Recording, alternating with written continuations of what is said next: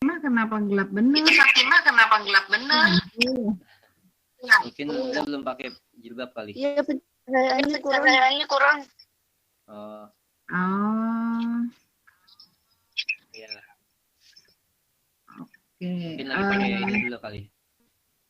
Pakai Enggak, jilbab. udah sebetulnya udah pakai jilbab. Udah sebetulnya udah pakai jilbab. Cuman memang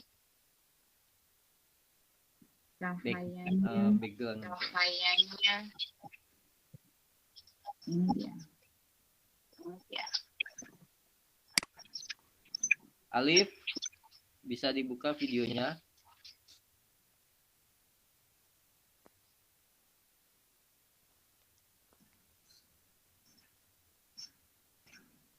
Ayo.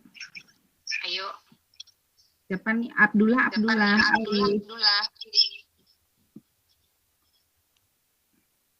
Lukas, videonya dibuka, Lukas. Oke. Lukas, Alif mana Alif? Ya, Lukas. Oke. Yang ada aja ya. Oke. Yang ada aja ya. Ya, oke, dibuka. 1, 2, 3, cheese. 1, 2, 3, cheese. Tunggu. Tunggu. 1, 2, 3, cheese. Yang lain juga foto masing-masing ya, foto masing-masing ya. Saling simpen juga ya. Khawatirnya nggak saling nge-save. Ya, silakan dikirim di grup ya. Oke, kirim dulu di grup. Mana nih seleksi?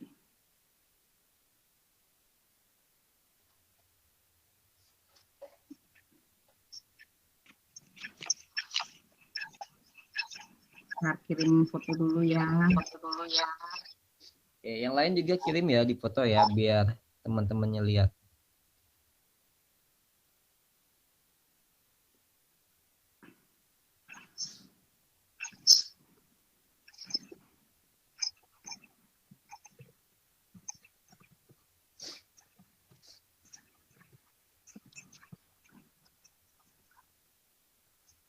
Oke.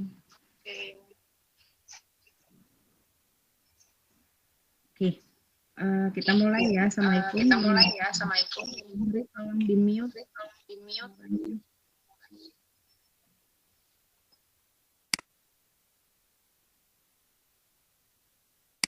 Oke. Masih ini ya, suaranya masih double ya? Masih, Bu. Nah, Pak Hari tolong di mute. Pak Hari. Oh iya, oke, sip. Oke. Siap.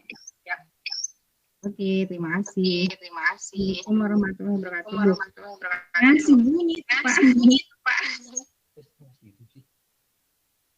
Ya, lanjut Bu, lanjut. Oke.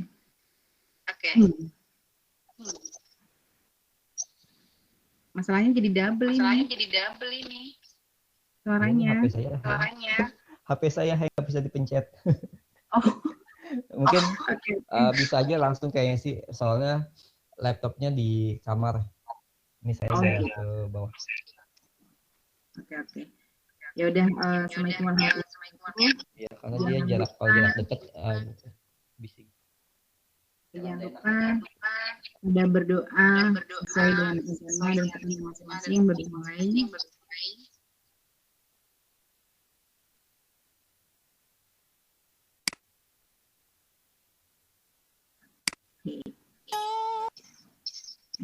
Kita mau pengen ngingetin pelajaran yang kemarin ya sebenarnya. Kita tes. Bentar saya share dulu. Suaranya masih double.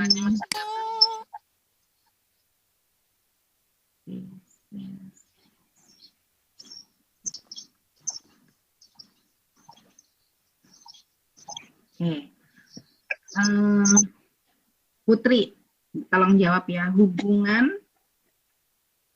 antara suatu negara dengan negara lain dalam bidang ekonomi melalui kesepakatan-kesepakatan tertentu dengan memegang prinsip keadilan dan saling menguntungkan disebut apa? A. Perdagangan internasional, B. Kerjasama ekonomi internasional, C. Ekspor internasional, D. Impor internasional, E.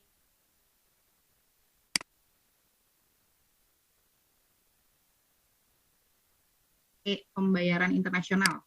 Ayo, Yang A, apa? Bu, perdagangan internasional. Hubungan antara suatu negara dengan negara lain dalam bidang ekonomi.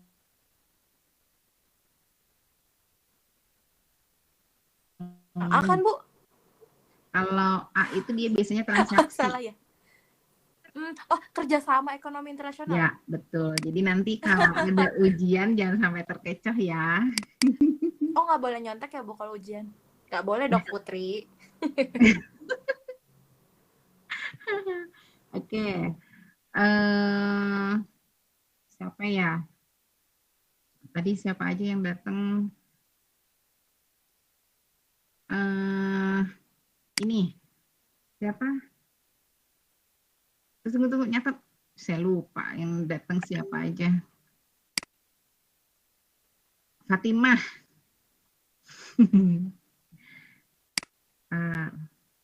Fatimah nomor 2 ya. NAFTA merupakan gabungan dari negara-negara Kanada, Amerika Serikat, dan Meksiko. Adapun tujuan pendiriannya untuk apa? A. Kerjasama di bidang industri dan pertanian. B.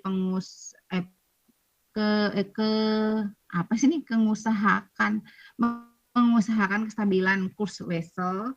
C. Mengusahakan standar barang-barang yang diperdagangkan. D. Membantu pembangunan ekonomi dan sosial negara anggota. E. Sumbangan untuk membiayai pembangunan jalan. Apa?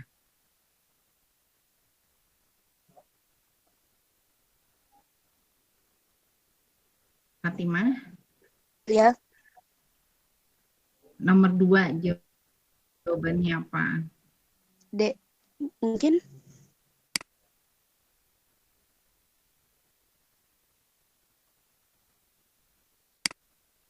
Negara anggota. Oke. Nah, kalau nomor 3, Abdullah, ILO sebagai salah satu organisasi perburuhan dunia akan memperjuangkan hal-hal berikut kecuali A. Penghormatan terhadap hak asasi manusia atau HAM. B. Standar hidup yang lebih baik. C. Kondisi kerja yang manusiawi. D. Kesehatan. E. Ping. Apa yo? Masa ini pink? ILO itu mungkin jangan kecuali kali ya. ILO itu dia perburuhan, ya benar. International Labour Organization. Memperjuangkan hak-hak sebagai berikut. Kecuali apa?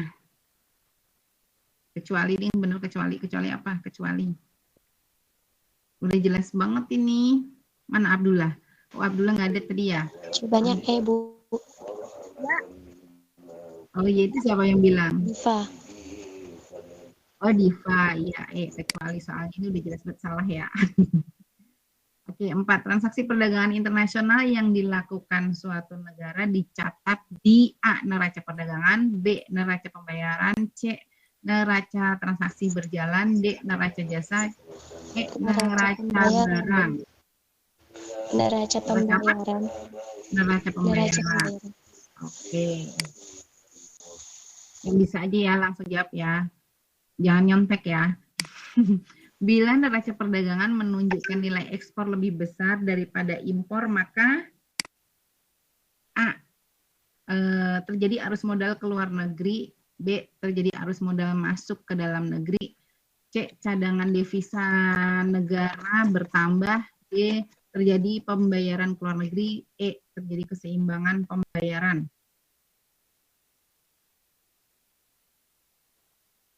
Nilai ekspor lebih besar daripada impor. Ingat kan ekspor apa, impor apa? Cadangan devisa negara bertambah. Ya, karena apa ya? Karena kita kan dapat uang ya. Kalau impor kan kita keluar duit. Siapa nih yang jawab barusan? Aku, Bu, soalnya pernah kepake buat ulangan, soal ulangan. Oh, siapa Diva? Iya, soalnya bakalan Pernah keluar. pakai ya. Tuh, inget-inget ya. Oke, transaksi kredit adalah transaksi yang menyebabkan mengalirnya arus uang atau devisa dari luar negeri ke dalam negeri yang termasuk dalam transaksi kredit adalah sebagai berikut, kecuali A. Ekspor barang dan jasa, B. Penerimaan dari hasil investasi, C. Transfer IV, D. Increase in liability, E. Decrease in liability. Apa? Kecuali ya.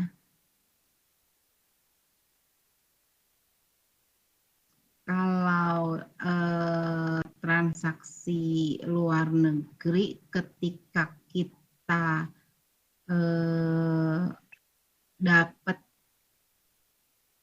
dapat masukan, berarti dia masuknya ke kredit ya. Jadi kayak bank.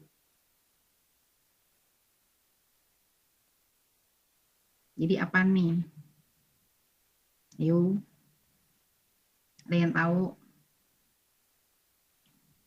Kalau ekspor kan berarti dapat. Berarti ini nggak mungkin kan. Terus kalau penerimaan kan berarti dapat. Berarti nggak mungkin lagi. Kalau ini yang C, kan dia kan apa namanya, dapat juga nih dia. Yang D ya, Bu. Kalau D kan increases, berarti kan dia dapat juga in.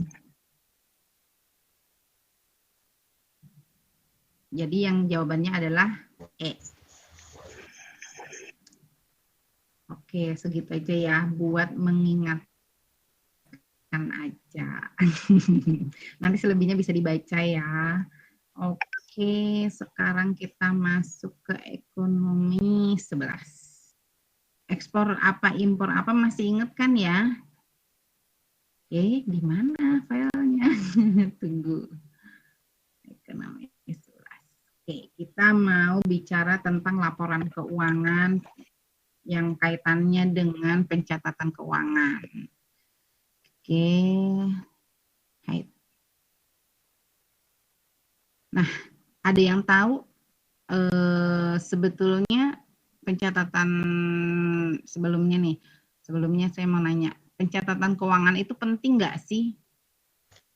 Sangat penting, Bu. Ya, kenapa penting?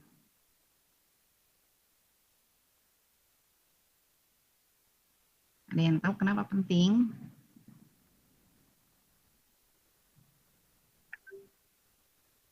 Ayo, kenapa penting? Pernah nggak sih misalkan gini, kita nih punya uang masuk, misalkan kita punya uang 1 juta, gajian 1 juta anggap aja. Atau dikasih mamanya, kemarin nih dapat uang ampau lebaran, dapat 2 juta atau 1 juta atau 3 juta lah misal. Ya kan? Terus kita nggak berasa nih ngeluarin, kan kita jajan nggak dicatat lah, gampang kita jajan, kita beli handphone sebagian dan lain sebagainya. Terus diingat-ingat, kok uang aku tiba-tiba uang aku habis misal gitu. Terus diingat-ingat, oh iya kok masih selisih, yang ini kemana ya, jangan-jangan diambil tuyul nih gitu kan, rata-rata kan. Karena apa? Itu sebetulnya faktor lupa aja kan gitu. Karena nggak ingat, oh buat apa ya kan, kadang itu buat apa, kok ini uang kok nggak balance nih gitu kan, buat apa ini keluarnya gitu kan. Nggak ingat sama sekali gitu. Pernah nggak ada yang ngalamin kayak gitu? Oh, jangan uangku hilang nih yang 300, oh jangan hilang nih uangku yang 200 gitu. Pernah nggak kayak gitu? Ada yang pernah ngalamin itu nggak? Ayo yang kerja.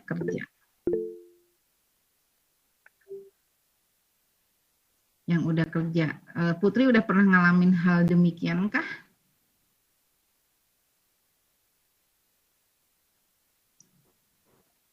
Ngalamin apa, Bu, tadi, Bu? Ngalamin misalkan gajian tidak pernah dicatat, terus pas kok tahu-tahu tiba-tiba habis atau punya uang lah ya, nggak dicatat pengeluaran dan pemasukannya, terus tiba-tiba kok habis gitu misalkan. Terus ketika di terus gitu, pernah nggak kayak gitu? Oh, sering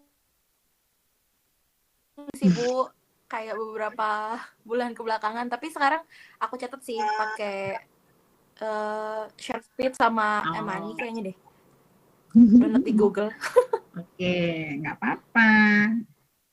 Minimal kan ada catatan. Jadi kenapa sih perlu dicatat? Kenapa penting ya? Intinya sih buat ngingetin kan, buat ngingetin kita biar apa sih uang si alur atau cash flow ya, cash flow keuangan kita itu bisa terlihat dengan secara rinci gitu. Terus untuk apa fungsinya dan lain sebagainya. Nah, nanti ketika kita bisa melihat nih, ketika kita dicatat terus kita melihat kemana yang lebih besar pengeluarannya, ya kan? Misalkan pas dilihat nih uang masuk sama uang keluar ternyata gedean uang keluar kan jadi minus gitu kan, bahkan misalkan sampai pinjem kakak gitu ya, kalau pribadi ya bisa sampai pinjem kakak, atau kalau misalkan perusahaan loh kok ini pas lagi mau bayar karyawan nggak ada nih misalnya. Nah itu mesti dilihat nih. Nah mesti dilihat apa? Dilihat dari pengeluarannya mana yang paling besar gitu kan. Terus setelah pengeluaran yang paling besar nanti dilihat lagi nih mana yang lebih prioritas untuk dikeluarkan dan mana yang tidak lebih prioritas dikeluarkan. Contohnya beberapa waktu lalu kan sempat kita membahas tentang manajemen keuangan pribadi gitu ya. Nah itu gimana sih cara kita memanajemen uang ya, cara dari skala prioritas itu tadi. Jadi kalau misalkan nih pengen tahu mana yang lebih prioritas dan enggak, ya dari catatan itu gitu kan. Terus pengen ngurangin pengeluaran itu juga dari catatan itu, misalkan oh aku ternyata kemarin beli bakso sekian, hari Senin beli bakso, hari Selasa beli cilok, hari Rabu beli bakso kuah, cilok kuah, hari Kamisnya beli seblak, hari ini oh ternyata ini nih yang mesti dikurangin biar bisa bayar misalkan pas waktunya isi pulsa ternyata habis uangnya misalnya gitu. Oh berarti aku harus kurangin jajannya gitu. Misalkan yang jajan seminggu setiap hari dikurangin jadi seminggu cukup 5 hari aja, atau bahkan mungkin oh iya karena aku pengen punya target pengen kebeli emas di bulan ini pokoknya minimal 1 gram atau 2 gram cukup buat cincin, ada kan yang 1 gram gitu kan buat beli cincin misalnya kayak gitu kan ya, berarti apa nih yang harus dikurangin kan misalnya kayak gitu. Jadi pentingnya penyertaan laporan keuangan itu untuk intinya ya untuk melihat skala prioritas yang mana ada yang salah apa enggak, terus intinya sih track recordnya si laporan si keuangan ini jalannya kemana itu bisa ketahuan. Nah nanti kalau udah ketahuan itu ujung-ujungnya akan kita bisa mengambil keputusan nih apakah pengeluarannya dikurangin apa enggak, atau ternyata waduh aku nabungnya kebanyakan ini berarti itu besok bisa jalan-jalan bisa kayak gitu. Jadi kita bisa mengambil keputusan. Jadi sebetulnya intinya tuh tujuan melakukan pencatatan keuangan itu biar apa? Biar kita mudah mengambil keputusan dalam hal keuangan ya gitu. Contohnya gini, oh iya aku punya tabungan sekian gitu kan ya, besok gue mau kawin nih gitu. Oh, gue mau nikah nih gitu kan, besok gue mau nikah nih tahun ini, tabungan udah cukup nih, bolehlah besok aku beli cincin, beli ini buat ngelamar. Nah ini pengen tahu nih cukup apa enggak nih uang nih buat nikah kan gitu, buat sewa gedung, buat misalkan gitu ya, jangan sewa gedung lah terlalu boros, misalkan buat bayar KUA-nya, buat konsumsinya ya kan, terus misalkan buat apalagi mas kawinnya gitu. Nah itu oh kalau ternyata aku 10 juta nggak cukup nih buat nikah misalnya gitu kan ya, oh berarti tunda dulu. Nah jadi bisa mengambil keputusan mau lanjut mau tunda atau mau segera kan kayak gitu. Seperti halnya juga sebuah perusahaan ataupun bank, ketika bank melihat perusahaan itu pencatatan pencatatan keuangannya itu bagus ya, nah itu dia pasti akan mengambil keputusan, oh oke deh ini di ACC deh boleh ngutang misalkan kayak gitu, oh oke deh aku mau misalkan investor, oke deh aku mau investasi ke tempat kamu karena ternyata profitnya lumayan, sharing profitnya yang ditawarkan pun lebih besar ketimbang saya deposito gitu. Kalau deposito 6%, kalau aku investasi ke kamu ternyata dapatnya 10%, kan lumayan, 4% lebih tinggi daripada deposito misalkan kayak gitu. Jadi intinya sih untuk agar mudah untuk mengambil keputusan gitu. Nah, dari apa yang tadi saya sedikit ceritakan, ada yang tahu nggak sih apa artinya? Kan kalau pencatatan keuangan itu lebih cenderung ke yang namanya akuntansi gitu ya. Nah, ada yang tahu nggak sih akuntansi itu apa? Apa yang dimaksud dengan akuntansi? Ayo. Ada yang bisa jawab?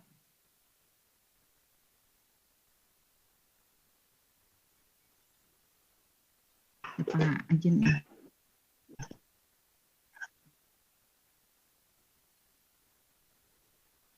Pencatatan siap, transaksi keuangan secara kronologis. Secara kronologis. Kayak buat pelaporan, analisis, peringkasan. Akuntansi banyak sih, ada keuangan, ada manajemen, pajak, biaya, gitu-gitu ya Bu? Ya, kalau pajak, biaya itu lebih ke dia itu yang ada di dalam laporan keuangan. Tapi kalau akuntansi itu sendiri itu apa sih gitu?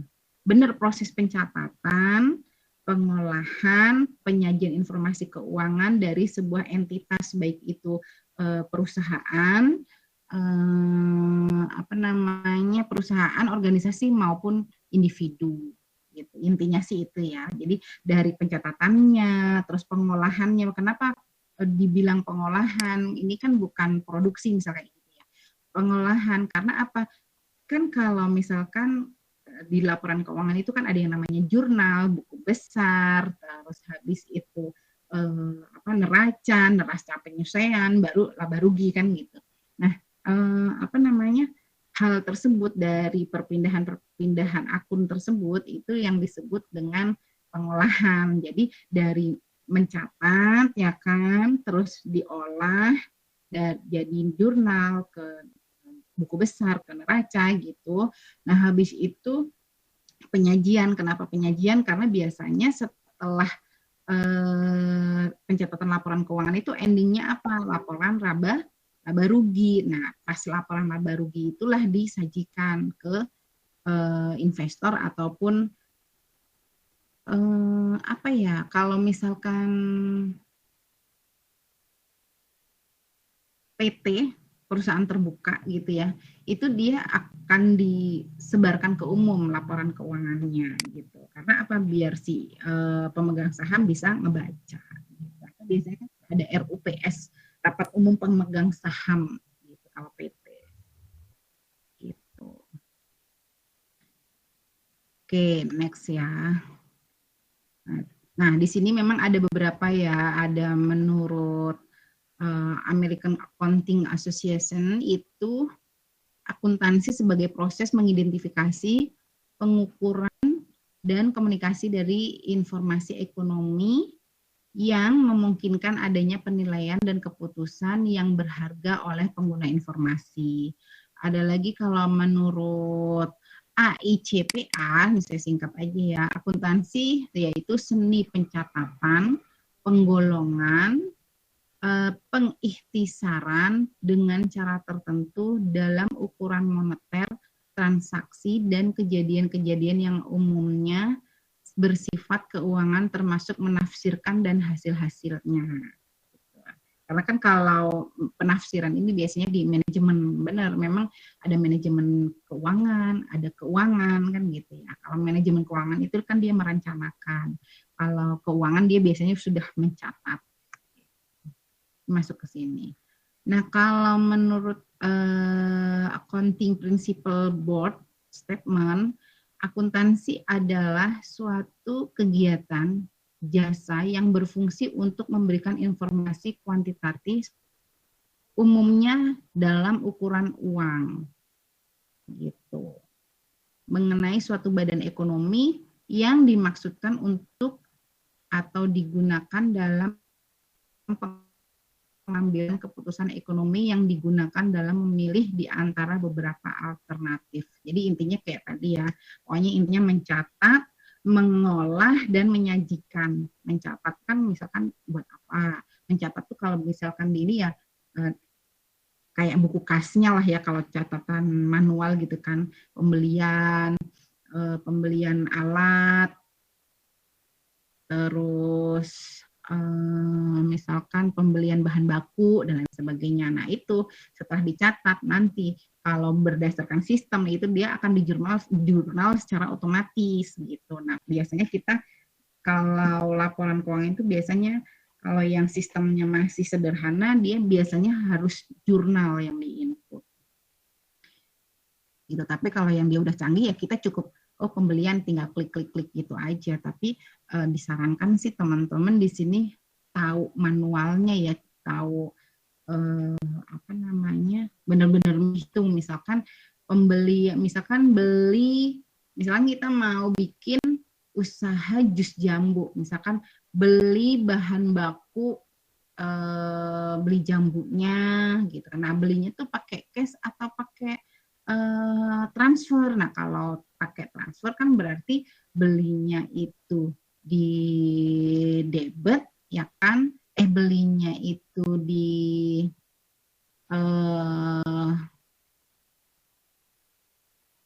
kredit ya kan, yang di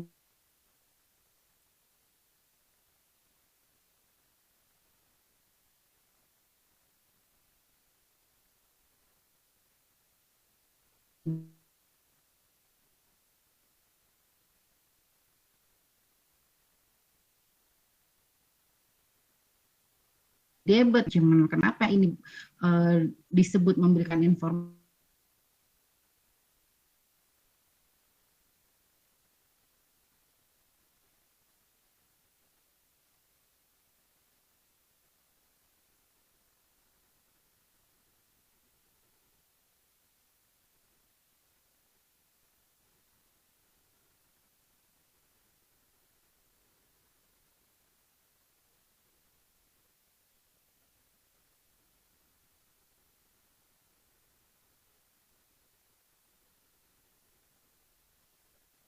itu nanti yang keluarnya lebih besar apa enggak. Kalau lebih besar, dilihat dalam 1 tahun ternyata pengeluaran bayar karyawan lebih besar, otomatis akan dilakukan PHK. Sekarang kan banyak PHK kan karena kondisi ekonomi yang begitu sulit saat ini ya, resesi gitu. Nah itu kalau udah tahu gitu kan, dicatat itu akhirnya terinformasikan, itu tersampaikan gitu.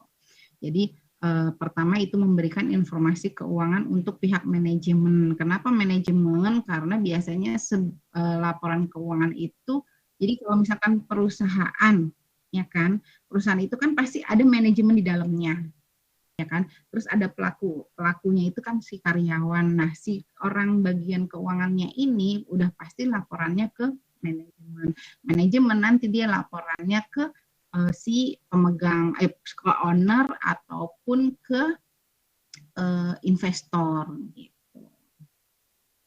Nah yang kedua yaitu menjadi alat pengendali keuangan. Kenapa menjadi alat pengendali keuangan? Ya itu tadi karena informasinya sudah tersampaikan, jadi si manajemen itu bisa menganalisa mana yang harus dikendalikan, ya kan. Terus C, menjadi bahan evaluasi perusahaan seperti hal yang tadi karena sudah terinformasikan, ya kan. Dikendalikan uangnya, habis itu dievaluasi. Jadi kalau misalkan ini coba deh kita kurangin dulu listriknya, misalkan gitu kan ya. Listriknya mungkin liftnya kita buat yang otomatis aja ketika dia kita pakai, bukan lift, misalkan eskalator ketika kita pakai, ketika ada orang nginjek baru jalan. Kalau dulu kan itu kan modelnya eskalator kan jalan terus gitu kan. Kalau sekarang kan enggak begitu, ada orang nginjek baru dia jalan. Terus misalkan lampu pakainya yang otomatis, lampu kamar mandi. Sekarang kan banyak ya, begitu pintu dibuka, oh berarti kan ada orang mau masuk, jadi dia nyala. Tapi kalau misalkan kalau yang dulu kan nyala aja terus orangnya pergi, jadi nggak otomatis mati, misalkan kayak gitu. Nah itu tuh fungsinya untuk mengendalikan juga biaya listrik. Dan kalau misalkan listriknya ternyata kebanyakan dan sebagainya, menjadi bahan evaluasi perusahaan.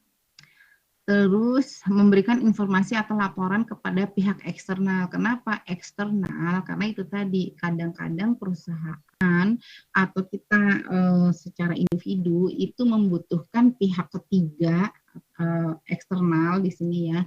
Itu misalkan mau minjem, itu kan bank berarti kan pihak eksternal. Terus misalkan juga mau minjem ke kakak nih, misal pribadi mau minjem ke kakak, kan pasti kakak akan nanya, lu mau balikinnya kapan gitu. 2 bulan lagi, emang lu mau dapat kan gaji lu masih sama aja 3 bulan misalkan kayak gitu kan ya. 3 bulan lagi emang lu mau dapat bonus, iya soalnya ini mana buktinya. Nah itu terus bagaimana pihak ketiga menganalisa keuangan kita gitu. Mungkin karena kalau individu kan tidak dicatat ya kan, jadi akhirnya ditanya-tanya kayak gitu. Jadi nanti kalau mau minjem atau apa ditanya-tanya gitu, jangan tersinggung. Itu salah satu upaya validasi pihak ketiga kepada kita gitu. Nah kalau misalkan perusahaan ya itu tadi, misalkan atau gini deh, individu sama bank misalkan kayak gitu. Kenapa pelaku usaha UMKM gitu kan harus mencatat laporan keuangannya? Biar apa? Biar bank bisa melihat, biar bank bisa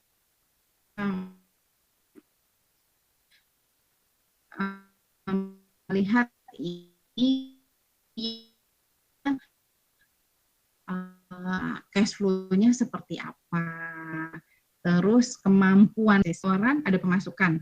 Nah pemasukannya pengeluaran dikurangin, pemasukan dikurangi pengeluaran misalkan jadi 500.000. Nah bank itu akan ACC hanya 30%-nya rata-rata.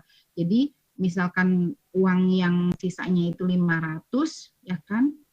Dan kenapa bank selalu nanya kebutuhannya apa aja setiap bulan. Misalkan dari sisa 500 ini kebutuhan dia ternyata cuma 200. Berarti sisa uang dia cuma 300. Nah 300 ini cuma di ACC-nya 30%, anggap aja 100. Berarti hanya boleh minjem bank yang cicilannya tuh hanya 100.000 atau 100 juta misalkan kayak gitu.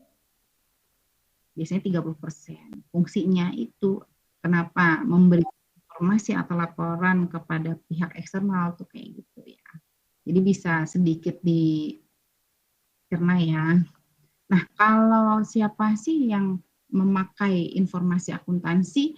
Ya misalkan pemberi kredit, dalam hal ini adalah bank ya kan. Terus siapa lagi? Ya tadi manajemen ya kan, pengawas, pemegang saham, pemilik modal, ownernya ya kan. Terus juga pesaing. Kadang pesaing juga perlu dia gitu. Kenapa? Karena dia pengen lihat juga, wah kalau dia dilihat, dia ternyata biaya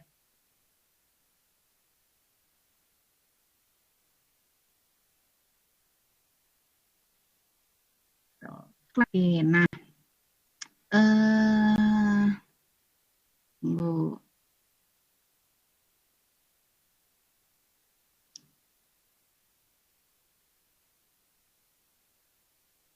Pemakai atau pengguna informasi akuntansi dapat dibedakan menjadi 2 kelompok, yaitu internal dan eksternal. Internal yang tadi ya kayak pihak yang berhubungan langsung dengan kegiatan operasional perusahaan seperti pimpinan perusahaan dan kepala bagian. Jadi misalkan di bidang produksi dia pasti akan tanya nih ke bagian keuangan gitu kan. Di bagian produksi ada nggak overload pembelian bahan baku gitu kan. Ketika dia overload pembelian bahan baku tapi barang yang keluar sedikit, permintaan lagi sedikit, ya jangan numpuk-numpuk beli bahan baku terus kan gitu. Kalau ternyata ini kok beli bahan baku terus tapi barang yang keluar sedikit, loh ini berarti ada kebocoran di mana, itu bisa dilihat juga gitu ya. Ketika pembelian bahan baku berjalan terus, tapi barang yang produk jadi yang keluar sedikit, sedangkan stok kok habis, berarti itu ada kebocoran di situ untuk melihatnya. Jadi pihak internal tuh kayak gitu, intinya manajemen ya, kepala misalkan ini staf keuangan ya lapornya kan ke manajer, manajer lapornya kan ke direktur, direktur baru nanti ke itu ya, ke mana namanya, ke pemegang saham.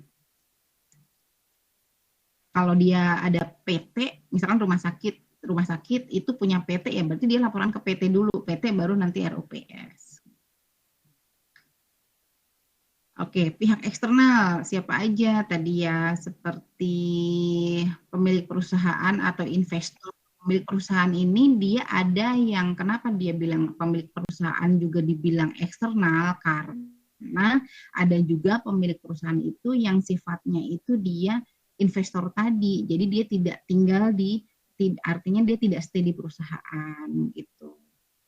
Jadi misalkan saya punya PT, ya kan, PT ini terdiri dari 3 orang pemegang sahamnya, ya kan.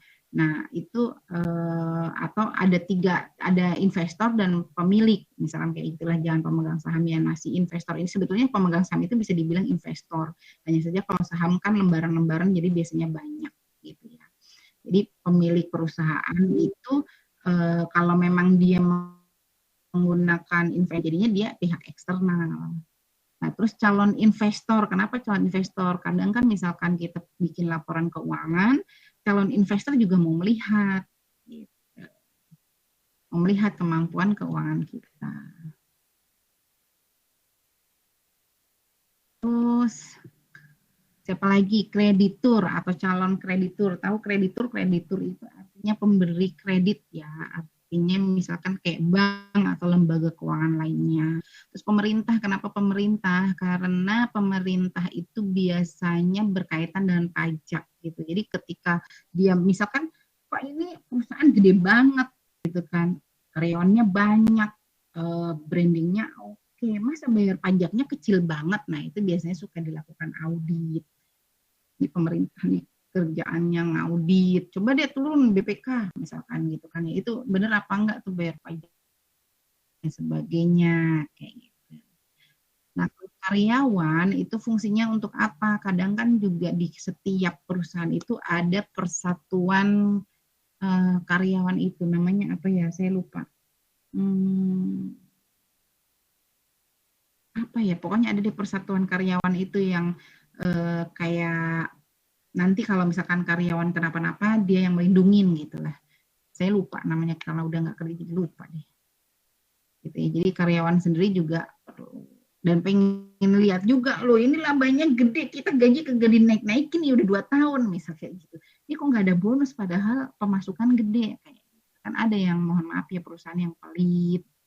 Kayak gitu. Makanya nih buat yang kerja-kerja, misalkan kayak kerja-kerja kayak kemarin nih Wilda ada nggak nih Wilda belum masuk ya, kayak Wilda atau apa siapa nih gitu tuh, kalau misalkan dia itu dicatat kalau nih gede nih apa namanya pemasukannya gede, memang ngerasa dengan adanya kehadiran teman-teman semua ini jadi karyawan, terus apa namanya pemasuk dengan kelihayannya, kepiawaiannya memasarkan produknya misal gitu kan ya, terus akhirnya mendatangkan profit besar untuk perusahaan atau di tempat kerja, itu boleh kalau misalkan mau, Bu mohon maaf saya kan ngerasa nih saya kan omsetnya kan naik terus nih misalnya kayak gitu, boleh nggak Bu, kebetulan kan kita nih sekarang juga lagi barang kebutuhan naik, boleh nggak Bu saya minta kenaikan gaji, misalnya itu boleh gitu. Kalau kelamaan nggak naik-naik ya, boleh-boleh aja, sah-sah aja, tapi bicara yang baik-baik. Nah terus apa sih karakteristik kualitas informasi yang harus tercatat dalam laporan akuntansi? Terutama dia harus relevan. Kenapa harus relevan? karena laporan keuangan itu ada peraturannya gitu ya. Artinya itu harus selain relevan, dia juga harus real lah gampangnya ya gitu, harus real, terus mudah dipahami ya, gampangnya sesuai SAK gitu ya. SAK, sistem akuntansi keuangan yang berlaku di sekarang. Karena kan suka berubah-ubah kan kadang-kadang, tapi sih intinya suka sama aja. Nah, relevan ini tuh dia itu ada syarat-syaratnya. Kenapa relevan? Gitu. Syaratnya seperti apa sih relevan itu? Ada prediktif, yaitu informasi dapat digunakan untuk memprediksi atau memperkirakan hasil yang akan terjadi terhadap suatu peristiwa yang akan datang. Gitu. Kan biasanya ada gini ya, ketika ada laporan keuangan, biasanya kita suka bikin konversi di tahun depan, atau misalkan target untuk menentukan target tahun depan, misalkan kayak gitu. Karena sekarang tahun ini kita naik dengan kondisi ekonomi yang seperti ini, kita naik 10%, tahun depan kalau kita padahal targetnya misalkan kemarin itu kita nargetin 20%, ternyata di luar prediksi 10%. Jadi tahun depan kita nggak berani naikin, apalagi keadaan ekonomi kayak gini, misalnya gitu. Udah deh, prediksinya naik 10% aja gitu. Atau dilihat ya inflasinya berapa banyak, kan kayak gitu. Mesti dilihat kayak gitu. Terus harus tepat waktu. Nah, informasi akan berguna bagi pengambilan keputusan apabila tersedia pada saat yang dibutuhkan karena dapat mempengaruhi keputusan. Kenapa harus tepat waktu? Akan mempengaruhi dengan keputusan. Ketika yang laporan keuangannya itu dia misalkan kok tiba-tiba ini ada selisih, ya kan? Kalau nggak segera ditanganin, nggak segera dicari, nanti semakin numpuk. Terus misalkan, wah ini kenapa nih kok pasien merosot tajam nih, apa nih penyebabnya, kan kayak gitu. Terus pasien menurun, atau gini deh, penjualan menurun gitu kan ya, tapi pembelian bahan baku tinggi, misalkan kayak gitu. Biaya marketingnya juga tinggi, berarti apa nih yang harus dilakukan gitu. Bisa nggak, coba minta dia laporan keuangannya untuk 3 bulan terakhir ini misalnya kayak gitu kan. Oh ternyata ini, berarti ini nih biaya marketingnya kurangin dulu. Biasanya ngiklan di berapa tempat misalnya kayak gitu kan. Biasanya ngiklan di mana aja, oh ngiklan di IG, di TikTok, di ini, oh yaudah kurangin, berarti kita biasa ngiklan misalkan yang luasnya segambreng, kita persempit aja. Nah, kan kalau ada nggak sih yang jualan online, kalau misalkan dia mau dilihat 10 juta orang dengan cukup dilihat 50 juta orang aja deh, misalnya kayak gitu kan beda harga kan. Jadi untuk mengambil keputusan, contoh kasusnya. Terus harus umpan balik. Informasi akuntansi dapat memberikan umpan balik atas keputusan yang telah ditetapkan sebelumnya. Umpan balik itu maksudnya apa ya? Ketika kita mengambil langkah mengurangin biaya iklan, itu harusnya akan mengurangin juga biaya gitu. Jadi jangan sampai si biayanya kan pasti harus berkurang gitu kan ya, dan ketika mengurangi biaya iklan kan udah pasti akan mempengaruhi dampak yang lainnya kan, apakah penjualan tetap gitu kan, atau penjualannya malah justru akan naik, itu bisa kelihatan intinya sih. Terus 2 itu dapat dipahami. Laporan keuangan dapat dikatakan mudah dipahami jika laporan itu dapat dimengerti oleh pemakainya. Harus mudah dipahami itu kalau sederhana ya harus tahulah keluarnya berapa, masuknya berapa, terus pencatatannya ya kalau keluar, terus totalnya berapa, jangan keluar masuk.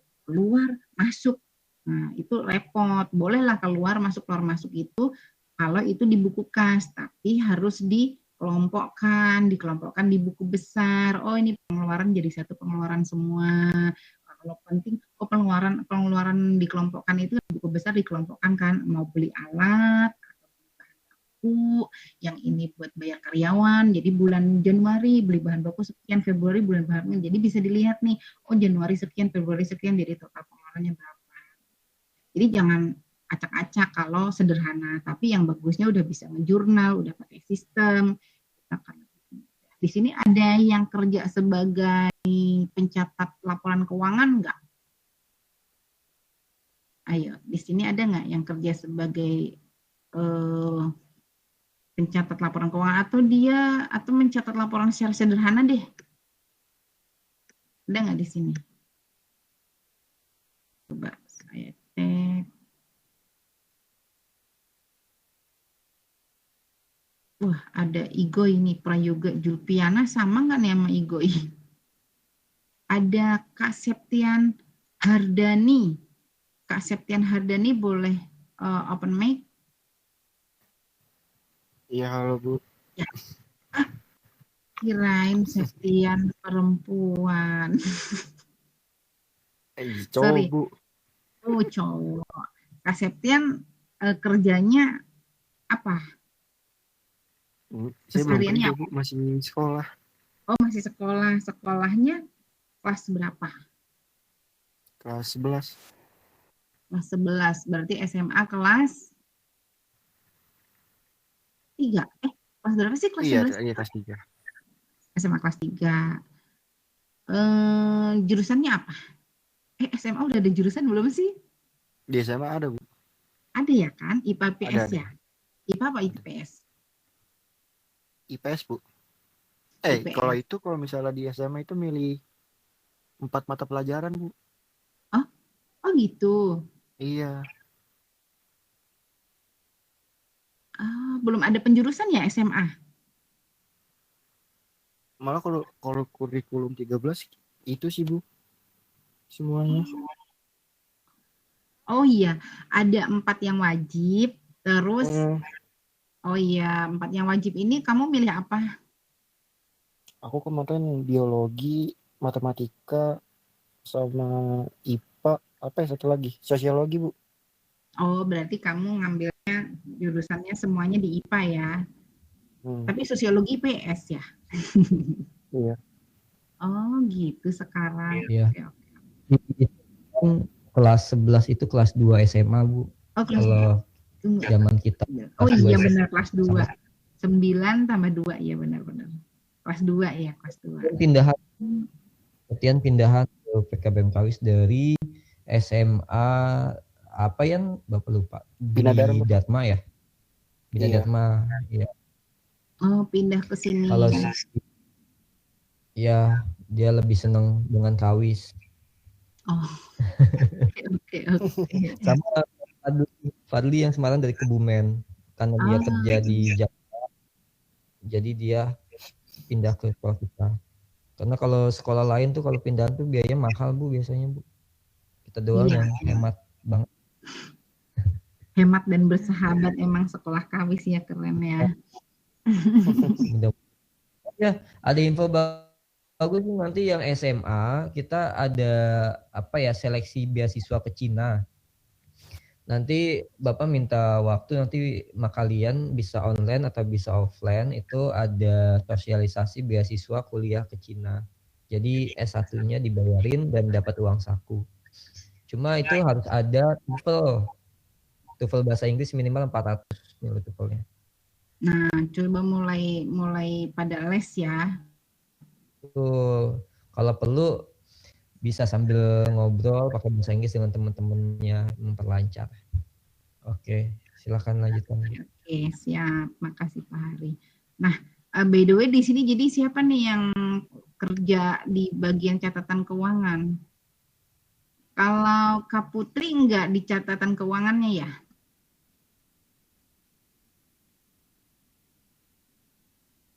Kak Putri kemana nih? Kak Putri, iya Bu. Kak Putri kalau di kantor bagian apa? Yang kemarin bulu mata di bagian apa? Produksi? Aku yang punya aja sih Bu. Oh yang punya, berarti bikin laporan keuangan dong? Yang bikin admin aku. Oh, Dia enggak sih, admin. kalau di Shopee tuh udah rinciannya tuh udah jelas, Bu. Oh, udah otomatis ya. Mm-mm.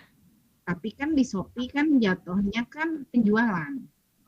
Oh, maksudnya rincian kayak gaji karyawan dan lain-lain ya? Pakai manual atau pakai sistem? Pakai sistem.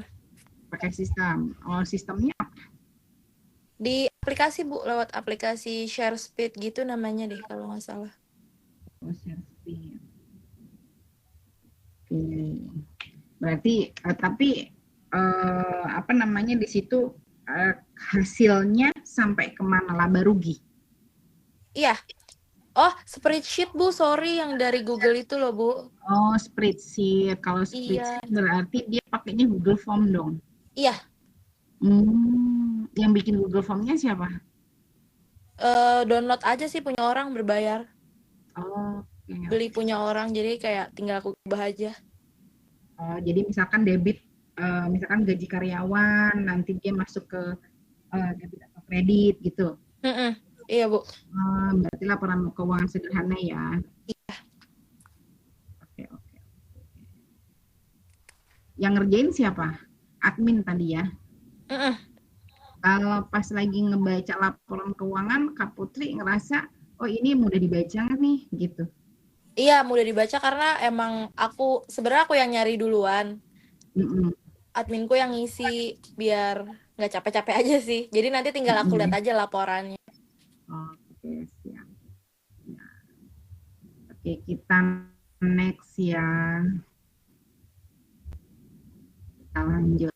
Nah, artinya tadi relevan tadi udah kebayang ya, terus dapat dipahami kayak Kak Putri tadi bilang, lebih mudah dipahami karena memang laporan keuangan itu apalagi tadi sudah download gitu kan lewat Google Spreadsheet gitu, dia artinya sudah ada yang ahli keuangan sudah dikasihin template-nya lah gitu. Jadi kita tinggal input doang. Nanti langsung rumusnya ngurangin misalkan kayak gitu. Nah, itu biasanya udah sesuai SAK jadi dapat dipahami. Nah, ada lagi yang ketiga itu reliabilitas dan kehandalan. Laporan keuangan dikatakan handal apabila bebas dari pengertian yang menyesatkan, kesalahan material, dan ketidakjujuran dalam penyajian dari apa yang harus disajikan. Ciri-ciri laporan keuangan yang handal: A. Lengkap. Laporan keuangan dapat disajikan secara lengkap. Nah, lengkap ini pun yang dimaksud dengan lengkap itu misalkan laporan penjualannya misalkan totalnya ada 500 juta misalkan, kan ada 10 juta. Nah, ini bisa dilihat nih, ini penjualan hari apa, bulan apa, berapa totalnya. Nah, kalau misalkan pembelian, ya kan, kalau misalkan pembelian, oh ini pembelian bulan ini pembelian bahan baku jadi ya, ada sekitar misalkan terdeteksi ada 5 juta misal ya kan. Nah, ini bukti-buktinya, nota-notanya ada apa enggak. Jadi nanti ketika di audit itu nota-notanya harus tersimpan kayak gitu. Jadi lengkap di sini bukan hanya lengkap casingnya aja, tapi lengkap sampai ketika ditelusuri nanti kalau terjadi ada kebocoran dan lain sebagainya itu mudah penelusuran. Terus beda uji ini ya tadi penelusuran ya. Terus bisa juga misalkan laporan Google Spreadsheet begini, coba deh kirim ke yang otomatis hasilnya sama apa enggak laba ruginya misalnya kayak gitu. Terus kenapa sih harus bisa diuji kayak gitu? Karena ketika ada perpindahan sistem, ada perpindahan manajemen dan lain sebagainya, itu akan memudahkan manajemen pemerintahan berikutnya gitu. Maksudnya pemerintahan di sini adalah yang memimpin gitu ya, yang menggantikan berikutnya itu untuk menganalisis harus netralnya di sini tuh yang gimana sih? Ya tidak memihak ke kepentingan golongan, misalkan oh ini misalkan organisasi, oh kalau laporan keuangan ke anggota yang di-share yang ini aja, kalau yang ke pengurus yang ini aja. Nah, yang tahu tahu hanya dia dan Tuhan. Gitu. Nggak boleh kayak gitu ya. Gitu. Harus dicatat semua, dilaporkan semua. Harus transparan gitu kalau pegang organisasi. Terus dapat dibandingkan. Nah, dibandingkan itu intinya yang gimana sih ya, bisa dibandingkan. Misalkan kalau sesuai dengan SAK tuh bisa dibandingkan. Ini neracanya seperti apa nih gitu kan. Apa namanya? Laba ruginya gimana nih gitu. Misalkan Kak Putri perusahaannya bikin bulu mata, saya juga bikin bulu mata misalnya kayak gitu kan. Tapi Kak Putri udah dalam bentuk PT, udah perusahaan terbuka gitu kan ya, dia udah jual sahamnya, udah IPO lah misalnya kayak gitu. Nah saya lagi mau IPO nih misal kayak gitu kan. Nah tapi biar nih yang dilakukan rival tuh suka ada aja, ada yang nyamar jadi karyawannya, nyuruh karyawannya untuk melamar di tempat kerjanya Kak Putri, ada yang kayak gitu. Ada juga yang dia oke deh aku coba jadi beli sahamnya misal kayak gitu kan. Coba deh aku beli sahamnya. Dengan beli saham kan dia otomatis dapat laporan keuangan. Nah, dia bandingkan tuh plek sama laporan keuangan di kantornya misalkan gitu. Oh ternyata di saya ini besar pengeluaran, dia bisa ya produksi bulu mata,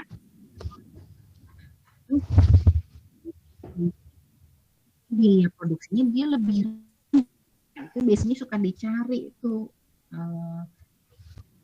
formulasinya apa nih, apakah jenis dari rambutnya gitu kan, dia pakai rambut sintetis yang grade berapa misalkan kayak gitu.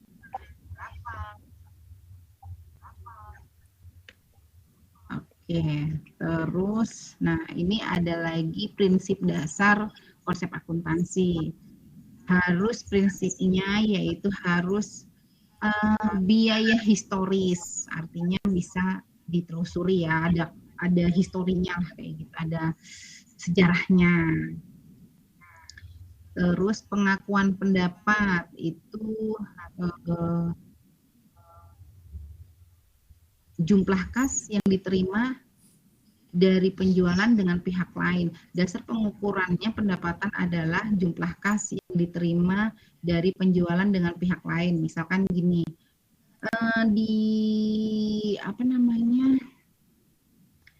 di saya itu pendapatannya, misalkan Kak Putri ya, misalkan perusahaannya Kak Putri aja nih. Di Kak Putri pendapatannya itu ada dari perusahaan A, dari salon A beli ke Kak Putri itu di sini notanya 5 juta. Ya kan, ketika di cross check, bener nggak kemarin ada pembelian 5 juta misalkan gitu. Oh iya ada nih, iya memang saya beli 5 juta. Nah itu bisa di cross check.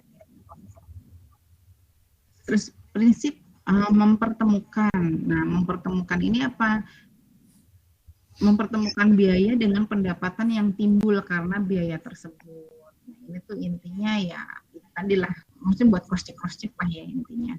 Terus prinsip konsistensi, agar laporan keuangan dapat dibandingkan dengan tahun-tahun sebelumnya, maka metode dan prosedur yang digunakan dalam proses akuntansi harus diterapkan secara konsisten dari tahun ke tahun. Jadi misalkan gini, tahun ini menggunakan Bu nih Adit nih Bu.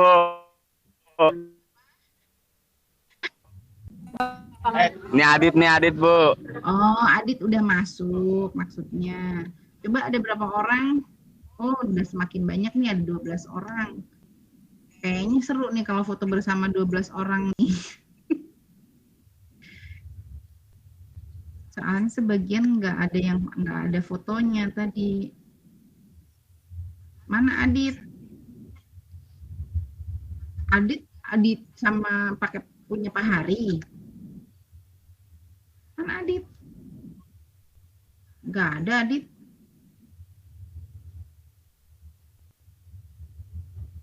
Adit masuk cuman teriak doang.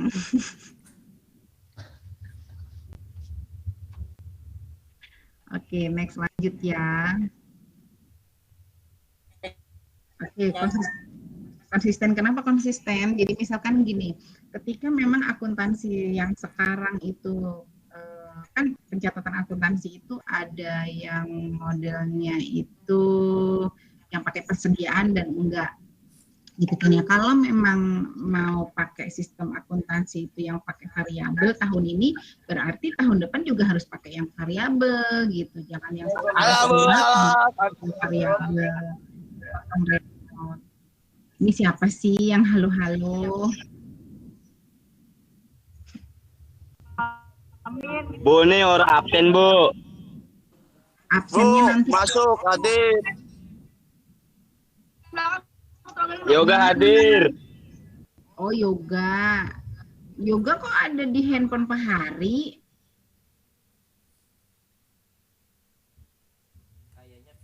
Kayaknya feedback, Bu. Oh, feedback. Mana sih? Oh, yoga ini ya. Dia ini kalau dilihat kabur. Kalau udah ada orang ngomong, yoga mana nih yoga nih? Kalau deket nih, dikasih permen. Oke. Terus selain prinsip konsisten, ada lagi prinsip pengakuan penuh, yaitu prinsip yang mengatur penyajian informasi yang lengkap dalam informasi akuntansi atau laporan keuangan. Jadi intinya di sini tuh pengakuan penuh itu selain sesuai dengan SSAK, dia juga biasanya sudah disahkan oleh maksudnya oleh si departemennya gitu.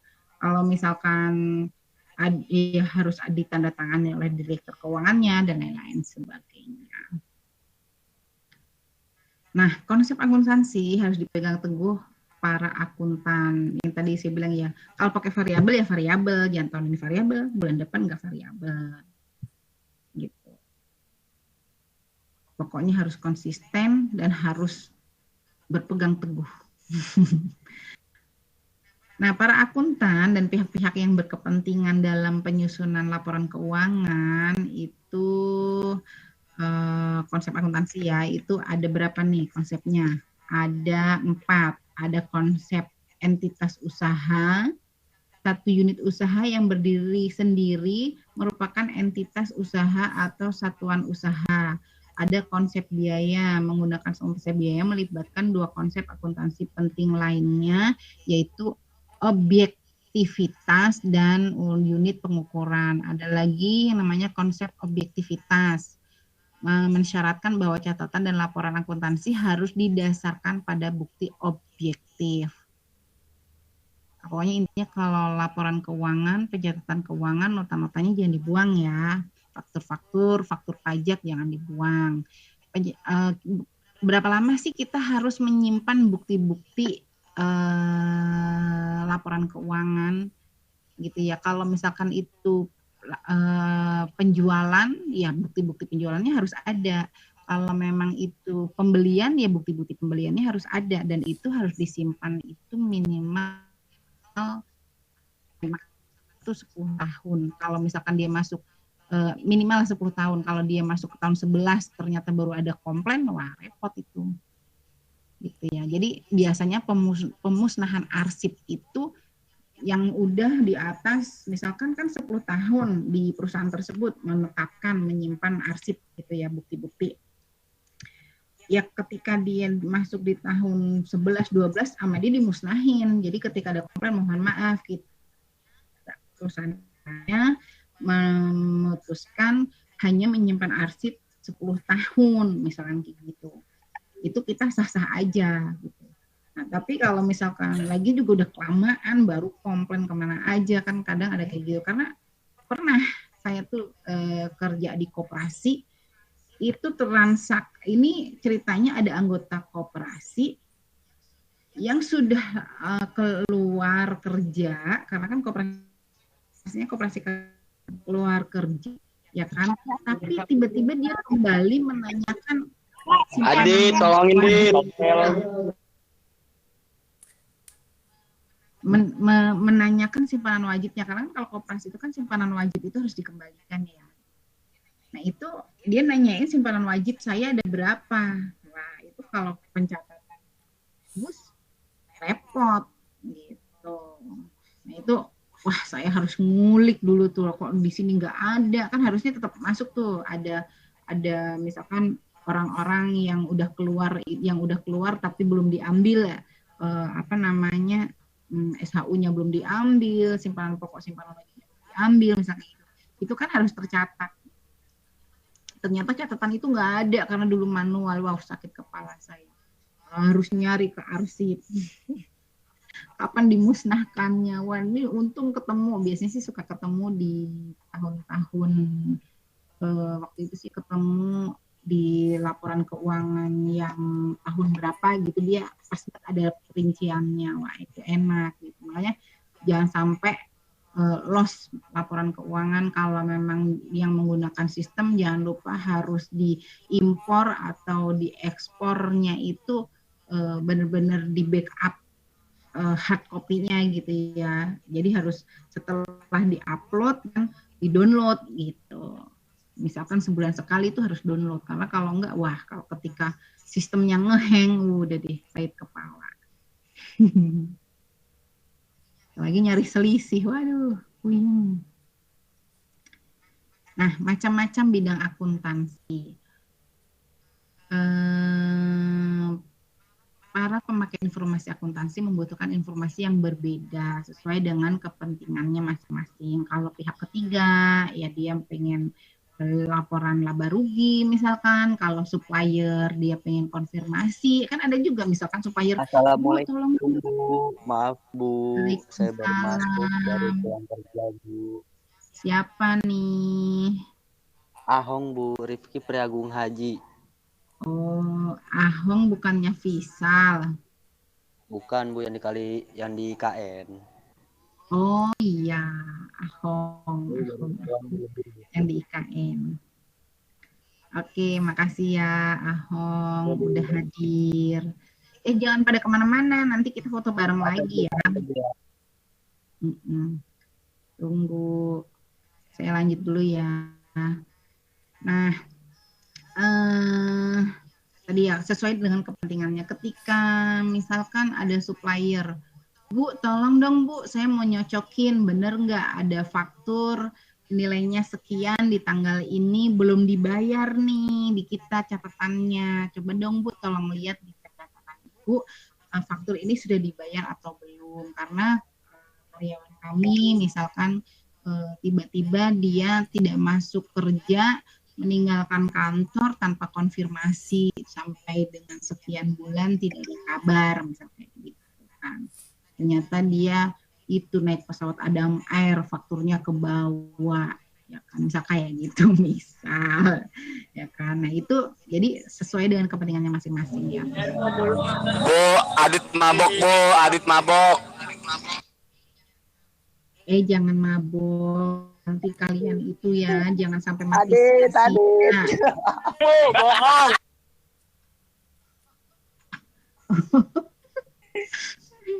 Udah lagi belajar. Bu, Adit belajar sambil mabok Bu. Enggak, orang dia bisa bilang bohong. Alasan itu Bu, alasan Bu. Oh iya. Jadi gini, kalian ini kan generasi muda, jangan sampai mati sia-sia. Udah pesan saya, jangan sampai mati sia-sia.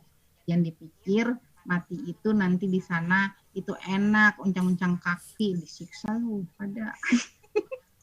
Kalau matinya sia-sia, jadi pergunakan hidup dengan baik.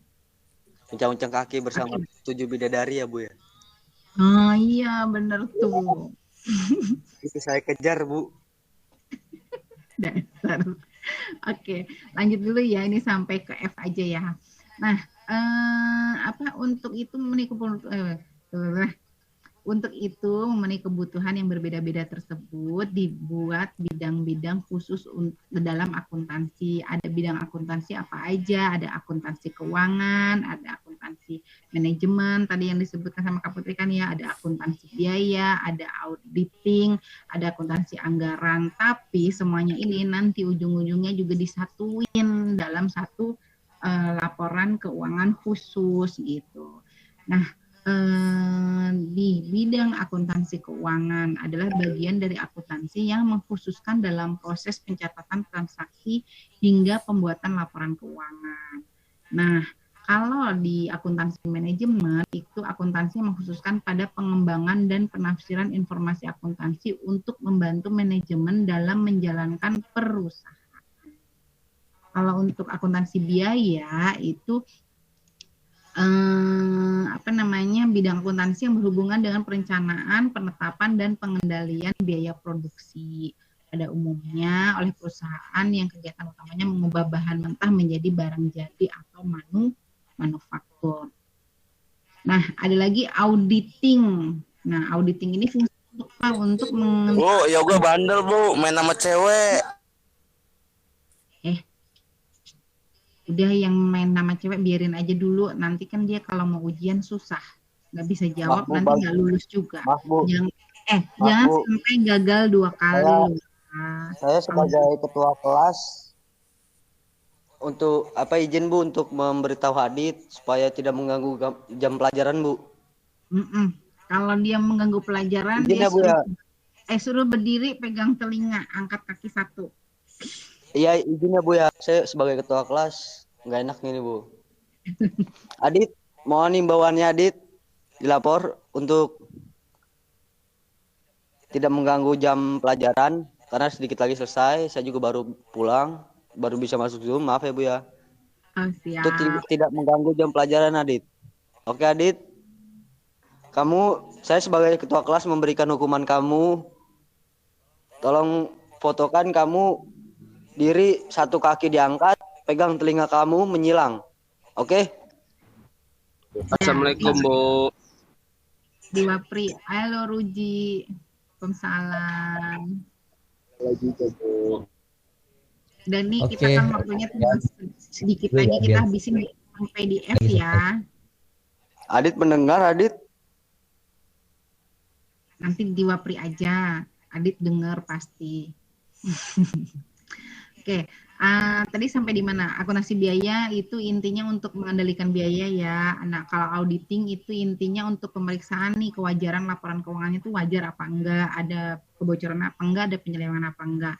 Nah, kalau akuntansi anggaran itu hubungannya itu untuk merencanakan nih ya, misalkan di anggaran ini tuh sesuai sasaran apa enggak, terus targetnya tercapai apa enggak gitu. Nah, kalau akuntansi perpajakan itu biasanya buat nyiapin data-data untuk keperluan menghitung pajak. Kalau akuntansi pemerintahan itu biasanya untuk menyajikan laporan keuangan ke pemerintah gitu. Terus kalau sistem akuntansi itu biasanya khusus untuk perencanaan, pelaksanaan prosedur, pengumpulan serta pelaporan data keuangan. Jadi bagian-bagian data-datanya tuh dia. Akuntansi pendidikan itu biasanya untuk kegiatan pengajaran dan pengembangan pendidikan akuntansi. Nah dari ini kan kita kira baru sampai F ya. Nah dari sampai F ini ada yang mau ditanyakan enggak? Agak ngebut soalnya saya tuh melihat bulan depan Jumatnya cuma 2 kali nih saya ngajar. Jadi jangan sampai ketinggalan materi. Oke, kita sampai F ya. Sampai di sini ada yang mau ditanyain enggak? Kalau nggak mau ditanyain, mau ngobrol apa nih? Udah saya kasih waktu nih. Tadi yang nyelak siapa tadi? Adit ya. Coba Adit mau nanya Adit, apa Bu. Adit? Adit Bu, saya pengen memberi peringatan kepada Adit Bu. Saya sebagai ketua kelas nggak enak Bu. Siap. Makasih ya Ahong. Mana Adit? Coba ya, Adit mana Adit? Adit tolong balas Adit. Adit mana sih akunnya coba? Namanya Adit Tama Bu. Iya, Adit Tama bangun. Coba Adit Tama bangun. Ini dipoto Pak. Iya, dipoto. Ini doang. Satu. Gelap banget ini Allah. Gelap banget ini Allah. Hah? Maaf Pak, fotonya Pak. Saya mau lembur lagi Pak.